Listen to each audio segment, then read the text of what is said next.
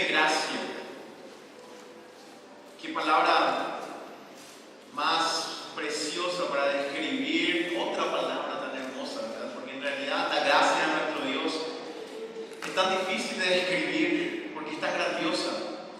Y realmente podemos decir que es sublime, grandiosa, maravillosa.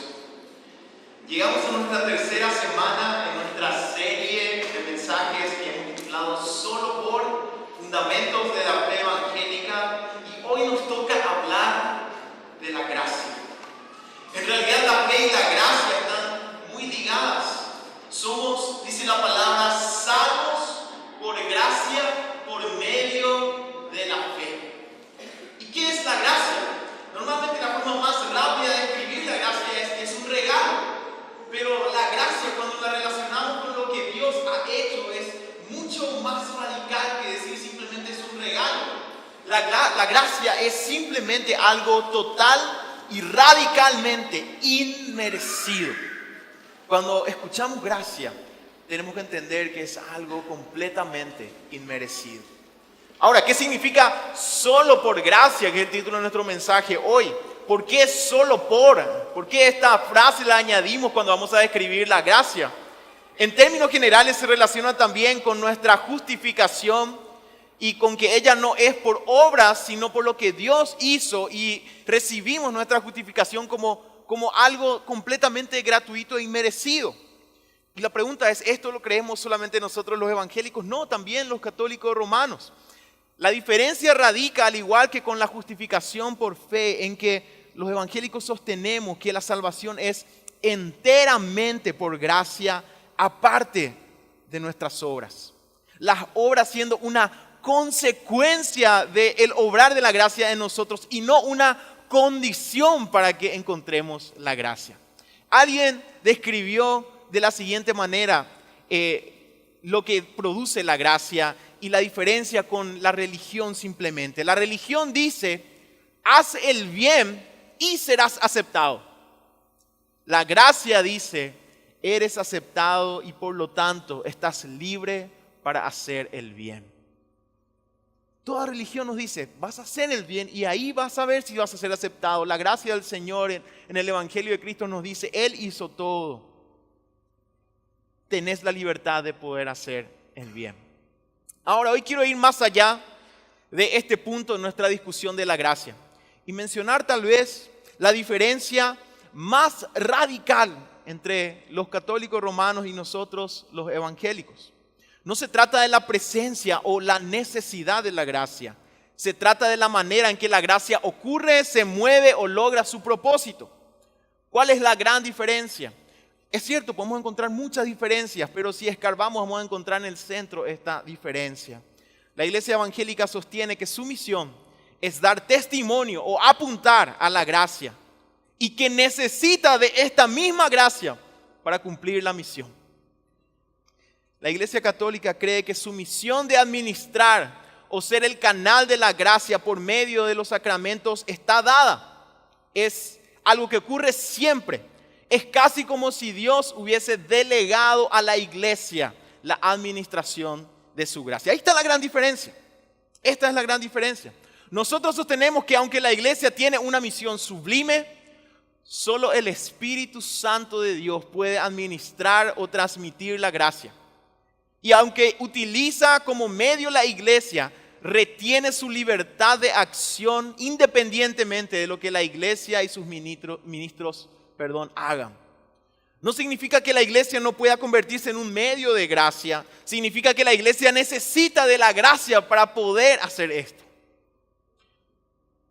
Entonces, ¿quién administra la gracia? Y nosotros respondemos solamente el Espíritu Santo. Solo por gracia significa reconocer el rol y la primacía del Espíritu Santo en la administración de la gracia. ¿Y cómo se ve esto en la práctica, en la fe tradicional? En primer lugar, vemos gente que se denomina cristiana, pero que no tiene un corazón transformado. Uno es cristiano por haber nacido en la iglesia, pero eso no significa que tenga un corazón transformado. Esto ocurre cuando se entiende que es la iglesia misma quien tiene esa potestad de poder transmitir la gracia. En este caso, en el bautismo, La fe tradicional dice es cuando viene el Espíritu Santo y esa persona se hace cristiano. O sea que alguien puede crecer como cristiano pero no tener un corazón transformado. Cuando no entendemos o no dependemos y no razonamos y comprendemos que es el Espíritu Santo quien tiene que obrar por medio de la iglesia, pero el Espíritu Santo, no la iglesia sin el Espíritu, entonces puede pasar esto. Otra forma práctica es que vemos que la fe se convierte en una tradición más o en algo simplemente utilitario. Yo voy porque es parte de mi tradición, pero eso en realidad no me ayuda a crecer, no hay transformación en mi vida. Yo hago ciertas cosas porque es parte de mi tradición, pero en realidad no produce grandes cambios en mi vida. Y finalmente vemos de manera práctica también un bajo o nulo involucramiento en la misión. En la fe tradicional es como que ir a la iglesia es ya algo extra que uno puede hacer. Muchos evangélicos ven también de esta manera, lo viven de esta manera. Lo cual nos tiene que llevar a pensar, ¿qué entendemos por gracia? Porque gracia es ser capacitado para la misión. No depender, la iglesia hace eso, los ministros y ya, yo solamente estoy para recibir. La gracia capacita para la misión. Nos hace a cada uno de nosotros testigos y partícipes de la misión de Dios. No solamente aquellos que están dentro oficialmente como parte de la iglesia.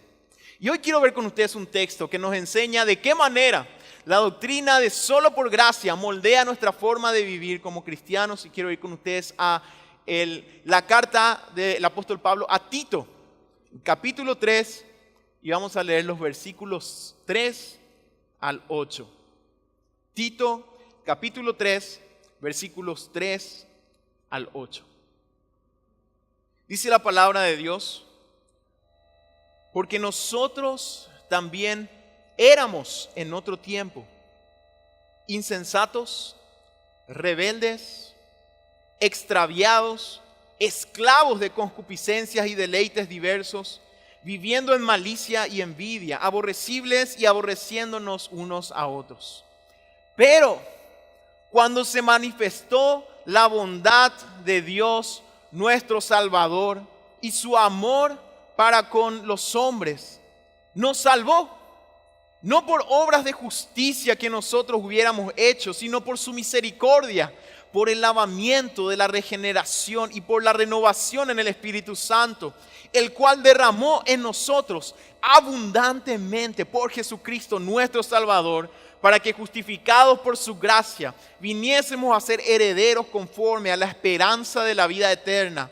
Palabra fiel es esta, y en estas cosas quiero que insista con firmeza, decía el apóstol, para que los que creen en Dios procuren ocuparse en buenas obras. Estas cosas son buenas y útiles a los hombres. Este texto nos demuestra el rol del Espíritu Santo en administrar o transmitir esa gracia del Señor y la necesidad que nosotros tenemos como iglesia de depender del Espíritu Santo para que la gracia pueda realmente fluir. Y vamos a ver en 3 puntos de qué manera ocurre esto y qué significa también solo por gracia. Y el primer punto es, solo por gracia es reconocer que solo el Espíritu Santo puede transformar corazones. Nacer y crecer en una religión, incluso haber sido criado con principios cristianos, puede hacerte una mejor persona, según los parámetros que hoy tenemos. Pero no te puede hacer un cristiano con un corazón nuevo, en el sentido en que la palabra de Dios habla de un verdadero cristiano. Ser cristiano es tener una nueva naturaleza. Ser cristiano es nacer de nuevo. Ser cristiano es nacer del Espíritu, no haber nacido en una tradición o en una religión. Es algo que tenemos que entender claramente. Ser cristiano no es simplemente decir, ¿y cuál es tu religión? Y yo digo, soy cristiano, o me preguntan, o un dato demográfico. Ser cristiano en el sentido de la palabra del Señor es haber nacido de nuevo y tener un corazón nuevo, porque tuvimos la experiencia de que el Espíritu Santo abrió nuestros ojos y entendimos la gracia de Dios. El apóstol escribía en el texto que leímos en el versículo 3, nosotros también éramos en otro tiempo insensatos, rebeldes, extraviados, etc. Esto apunta no solo a un cambio moral, sino a un cambio de naturaleza. Él podía decir, nosotros éramos. Él podía marcar un antes y un después de cuando el Espíritu Santo hizo su obra. El cristiano no deja de tener pecado, ni deja de sentir atracción hacia el mismo, pero sí tiene el corazón cambiado y ahora aborrece el pecado y ama a Dios. Y esto ocurre por la obra de Cristo, en quien, según el texto, se manifestó la bondad de Dios nuestro Salvador y su amor para con los hombres. No por obras de justicia que nosotros hubiéramos hecho, sino por su misericordia. Aquí vemos el lado objetivo de la gracia. Lo que Dios hizo en Cristo, eso es lo que nos abre la posibilidad de una vida nueva. Pero Pablo añade algo a su descripción de la gracia. Y en el versículo 5, él habla del lavamiento de la regeneración en el Espíritu Santo. Y esta es la obra del Espíritu Santo para que esa gracia transforme el corazón. Sin el obrar del Espíritu Santo, la gracia de Dios es una noticia más. Sin el obrar del Espíritu Santo, el perdón de Dios es una teoría más. Sin el obrar del Espíritu Santo, el Hijo de Dios es un hombre más entre otros hombres. Sin el obrar del Espíritu Santo, la fe en Cristo es una religión más. Pero por el obrar del Espíritu Santo, todo esto se convierte en buenas nuevas de salvación. Solo por gracia es reconocer este rol que solamente el Espíritu Santo puede tener. Uno puede ser criado en una religión, saber quién es Jesús, saber lo que Él hizo, saber que Él vino a morir por nuestros pecados, confesar incluso con la boca que Él es el Salvador, pero solamente por el Espíritu Santo esto se convierte en verdaderamente nuevas noticias que hace posible un corazón regenerado. Un corazón que ya no ama el pecado, sino aborrece el pecado. Un corazón que ya no solamente teme a Dios, sino que ama a Dios. Este es el rol que solamente el Espíritu Santo puede tener. Y solamente Él hace que esa gracia objetiva se vuelva real en nuestras vidas. El bautismo no administra la gracia que hace posible una transformación del corazón.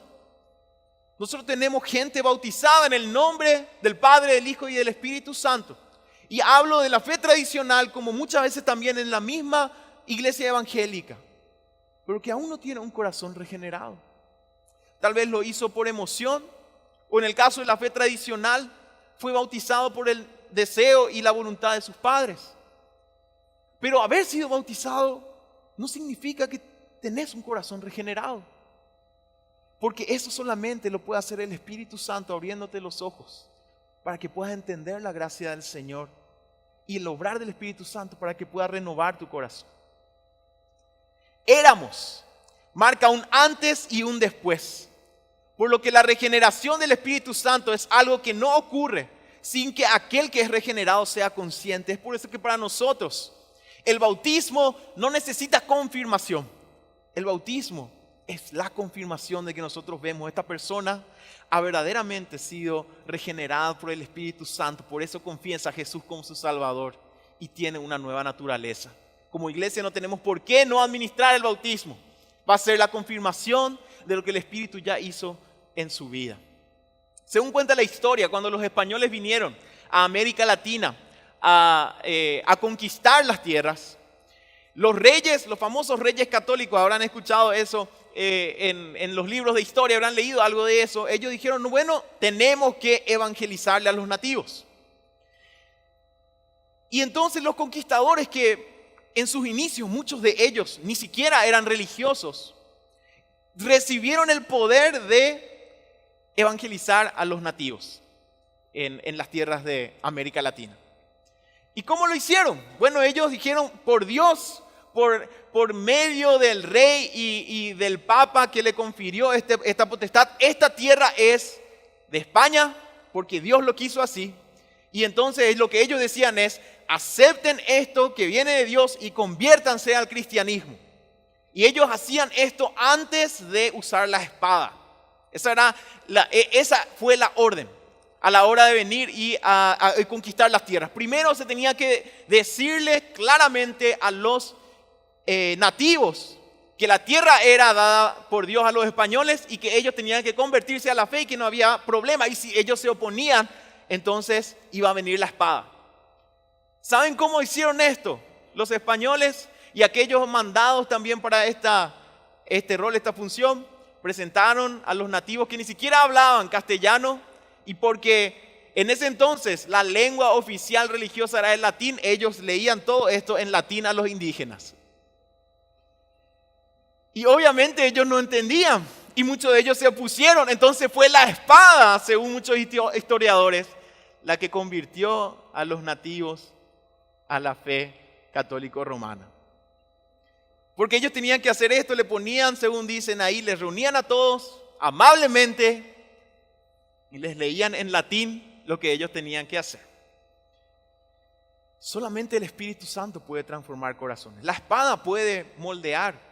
La espada puede poner una religión. La tradición puede darte valores, buenos valores. Pero un corazón regenerado, solamente el Espíritu Santo. Y esto significa solo por gracia. Reconocer que solamente el Espíritu Santo tiene este rol. Nacer de nuevo y poder decir, así como el apóstol Pablo, yo era. Esto demuestra que el Espíritu Santo ha obrado en nuestras vidas. En muchos casos, en un día específico, muchos recuerdan, ese fue el día de mi conversión. No necesariamente. No hace falta exactamente mucho que crecimos en hogares cristianos, siempre es un problema para nosotros, o fue un problema decir, ese fue el momento específico en que yo recibí al Señor, pero no importa tanto eso, tanto que nosotros podamos decir claramente, yo era eso. Porque ser regenerado por el Espíritu Santo no es solamente un cambio moral, de ser malo a ser bueno, es un cambio de meta, de querer hacer mi voluntad a pasar a hacer la voluntad del Señor. Y muchos de nosotros que hemos crecido en un hogar cristiano, tal vez tuvimos los valores, pero llega un momento en que decimos, yo era esto. No era malo, no tenía vicios, pero buscaba hacer mi voluntad. Pero ahora yo puedo decir, yo quiero hacer la voluntad de Dios y que Dios haga su voluntad en mi vida. Sea lo que sea, fuese lo que fuese. Y de esa manera podemos ver que el Espíritu Santo obró en nuestras vidas. Podemos decir, éramos.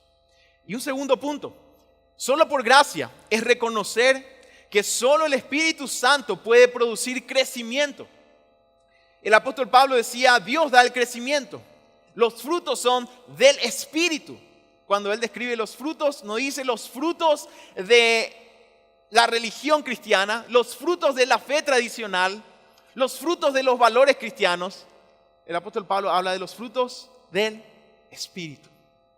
Y se nos insta en la palabra a no apagar el Espíritu. Esto nos demuestra que Dios, por medio de la persona del Espíritu Santo, es activo en nuestra santificación. ¿Qué es la santificación? El proceso en el que somos moldeados a la imagen de Jesús. Y si es de Dios, entonces es por gracia. En nuestro texto leíamos, por la renovación en el Espíritu Santo, el cual derramó en nosotros abundantemente por Jesucristo nuestro Salvador. La palabra traducida por renovación habla de una doble renovación en realidad en el texto original y apunta a la santificación, al crecimiento. Solo el Espíritu Santo puede producir este crecimiento. Uno puede participar de los llamados sacramentos o de la cena del Señor. Uno puede participar de todos los programas de la iglesia, los cultos. Uno puede participar de los famosos encuentros que hoy en día se habla, de las conferencias, de los campamentos. Uno puede escuchar mensajes, leer libros, memorizar versículos. Pero si el Espíritu Santo no obra, no habrá crecimiento. Porque el verdadero crecimiento es producto de la gracia de Dios y el Espíritu Santo obrando en nosotros. ¿Y qué podemos hacer entonces? ¿Dejar de hacer todo esto? Por supuesto que no. Son medios que el Espíritu utiliza, pero lo que nosotros tenemos que tener es siempre un corazón humillado que ora y pide al Señor, Señor, yo quiero que me hables en esta mañana. Al abrir la palabra, Señor, yo quiero que me hables, que tu Espíritu Santo ilumine mi mente para entender tus propósitos. Señor, yo quiero ir a este programa y ser enriquecido por tu Espíritu Santo. Esa tiene que ser nuestra actitud siempre. Hace poco salió una película, no le voy a contar toda la película, es muy interesante. Se llama Silencio y cuenta la historia de unos misioneros jesuitas que fueron a evangelizar Japón, una de las tierras más difíciles en aquel entonces. Y hasta ahora probablemente sigue siendo así para la fe cristiana. Y había un personaje muy interesante, un japonés que ya era cristiano, pero que al escuchar que vinieron sacerdotes, entendiendo que el sacerdote era la persona que representaba prácticamente a Dios y en su persona el Espíritu Santo obraba, y como para la fe tradicional la confesión es un sacramento, cuando uno se confiesa verdaderamente recibe el perdón de Dios cuando el sacerdote le dice las palabras. Entonces un personaje, y está basado en un libro de ficción esto, pero es muy interesante, el japonés, lo único que quería él era confesarse. Y a él le hicieron renegar su fe varias veces. Y lo había hecho, ni se acordaba más cuántas veces él había renunciado a su fe, negando a Jesús. Pero él siempre buscaba al sacerdote para confesarse. Porque él entendía que cuando el sacerdote le escuchaba, entonces recibía el perdón de Dios. Muchos de nosotros tenemos esta actitud.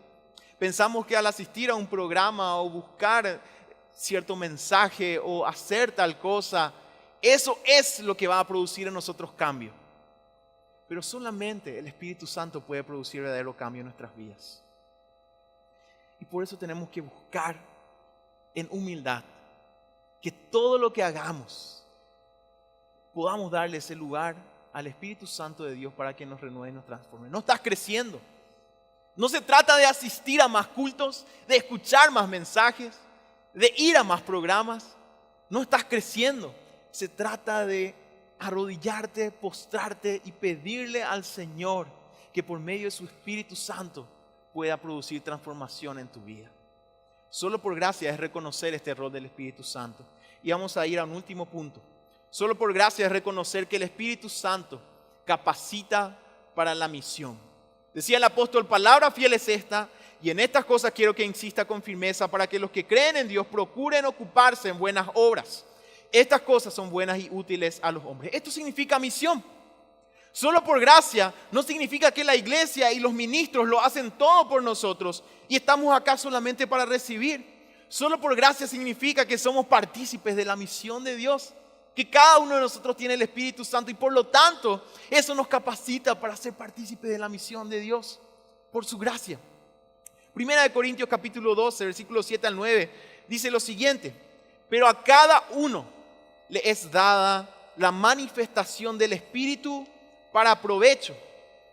Porque a este es dada por el Espíritu palabra de sabiduría, a otro palabra de ciencia según el mismo Espíritu, y a otro fe por el mismo Espíritu, y a otro dones de sanidades por el mismo Espíritu. Y continúa el apóstol Pablo, y fíjense, es el Espíritu Santo quien capacita para la misión. Gracia no se trata solo de participar, sino de recibir poder para formar parte de la misión de Dios. Solo por gracia significa eso. No significa que vamos a estar inactivos, sino que vamos a recibir poder del Espíritu Santo para ser usados por el Señor para su obra. Cada uno tal vez de una manera diferente, pero por medio del Espíritu hemos de ser útiles en la obra del Señor. Y quiero terminar hablando de la gracia. En Efesios capítulo 2, versículo 4 al 5. Si estás aquí hoy, como estaba diciendo al inicio, puedes tener una religión y una tradición, pero solamente el Espíritu Santo puede transformar tu corazón. Puedes ser una buena persona, no tener vicios, no hablar malas palabras, pero todavía tener un corazón cuya meta no es hacer la voluntad de Dios. Y te gusta probablemente venir y recibir, y esto ya es parte de tu rutina, pero en el fondo, en tu corazón, todavía temes a Dios tal vez, pero no lo amás. Y no le dijiste a Dios: Señor, acá, haz conmigo lo que quieras. Quizás hoy estás en la casa del Señor diciendo: yo hice demasiadas cosas malas. Yo me embarré demasiado hasta el fondo. Yo ya no puedo pretender acercarme al Señor. Y la gracia nos confirma eso. Es cierto, no podemos acercarnos al Señor, pero la gracia nos dice: el Señor se acercó a nosotros a pesar de nuestros pecados, a pesar de nuestros errores. ¿Por qué? El texto dice: pero Dios, que es rico en misericordia, por su gran amor con que nos amó, Cuando estaban en la situación perfecta, no. Cuando estaban portándose bien, no. Cuando estaban haciendo todo lo correcto, no. Aún estando nosotros muertos en pecados, aún nosotros estando muertos en pecados, nos dio vida juntamente con Cristo. Por gracia sois salvos. La gracia nos habla del amor de Dios. La base de lo que Dios hizo es su amor. Dios es un Dios que ama. La gracia es un a pesar de. No se trata de que tengas que corregir primero tu vida y a ver después si Dios te va a aceptar. Se trata de que aún en la condición en la que estás, Dios te da esta palabra de gracia que Él envió a su Hijo para morir por tus pecados y para limpiarte y transformarte. No va a ser tu religión, no va a ser tu razonamiento, no va a ser tu esfuerzo el que te va a transformar. Va a ser el Espíritu Santo de Dios quien te va a transformar. Por eso la gracia es un a pesar de. Y finalmente el centro de la gracia es Jesús. Él nos dio vida juntamente con Cristo. Jesús es la respuesta a tu vida. Estás alejado, estás triste, estás confundido, estás deprimido. No vas a encontrar otra respuesta más que Jesús. Él es la respuesta. Él es la manifestación de la gracia de Dios. ¿Qué puedes hacer ahora? Rogarle al Señor y decirle: Señor, yo necesito de la gracia. Yo necesito de tu Espíritu. Yo no veo, yo no puedo. Yo no quiero que tu Espíritu Santo me transforme. Yo quiero de tu gracia. Y si es así, si estás sintiendo esto de parte de Dios hoy, te invito a que puedas hacer una oración de entrega conmigo, de todo corazón. Una oración en la que le vas a decir al Señor: yo quiero que me transformes. Yo quiero que me renueves. Yo quiero que me rescates. Yo quiero que me salves. Te ruego por tu Espíritu, Señor. Quiero que me hagas entender si no estoy entendiendo. Quiero que me des una fe viva, no una religión. Si es así, te invito a que puedas hacer esta oración conmigo, de todo corazón, y entregar tu vida al Señor de una vez por todas, y decirle: Señor, quiero hacer tu voluntad. Decirle así, repetí conmigo estas palabras: Señor Jesús, hoy quiero entregarte mi vida. Yo sé de tu perdón. Yo sé que porque Jesús murió en la cruz, mis pecados no son la última palabra, sino que mis pecados son perdonados. Pero Señor, yo no quiero una religión, yo no quiero una tradición, quiero que transformes todo mi ser. Te ruego, Señor, que tu Espíritu Santo, Señor, pueda abrirme el entendimiento, me pueda hacer entender de tu gracia y que esa gracia pueda transformar mi vida. Hoy me entrego a ti, Señor, de todo corazón. Te pido que me limpies y me transformes. Y te pido, Padre, esto en el nombre de Jesús. Amén. Y amén. Invito a que puedan quedarse ahí donde están. Y quiero hacer una pregunta. ¿Hay alguien que por primera vez hizo esta oración de entrega conmigo en esta mañana? Que por primera vez le entregó su corazón al Señor. Quiero pedirte que alces las manos. Yo quiero orar por vos. Si por primera vez hiciste esta oración de entrega conmigo, yo quiero orar por vos. Te invito a que puedas levantar tu mano. Esta oración no tiene nada de mágico, nada de eso, sino simplemente puede ser tu primer paso en un nuevo caminar con el Señor. El primer paso en donde el Señor va a comenzar a transformar tu vida. Hay alguien que hizo por primera vez esta oración conmigo. Necesito que pueda levantar la mano. Quiero orar por vos. Muy bien, oremos. Nuestro buen Dios, hemos escuchado una vez más de tu gracia, Señor. Líbranos de transformar esta gracia en algo que nosotros podamos dominar, Señor. De transformar tu gracia en una religión, de transformar tu gracia en una tradición fría. Más bien entendemos, Señor, que necesitamos de tu gracia constantemente y necesitamos que sea tu Espíritu Santo quien obre, Señor. Y te pedimos que tu Espíritu Santo obre en nuestras vidas, Señor, para dar testimonio de ti, para iluminar, Señor, el lugar en donde estamos con la luz que tú has puesto en nosotros. Señor, que tu Espíritu Santo transforme no solamente nuestra moral pasada, sino también nuestras metas para el futuro, Señor. Y te damos gracias porque hemos recibido de ti esto de forma inmerecida, Señor. Solo por tu amor y tu misericordia. Gracias porque estamos firmes en Cristo, que es nuestra roca y nuestra salvación. Y tenemos esta seguridad eternamente en ti, Señor. Solo por tu gracia. Oramos y te agradecemos, Padre, en el nombre de Jesús. Amén. El Señor nos bendiga, queridos hermanos.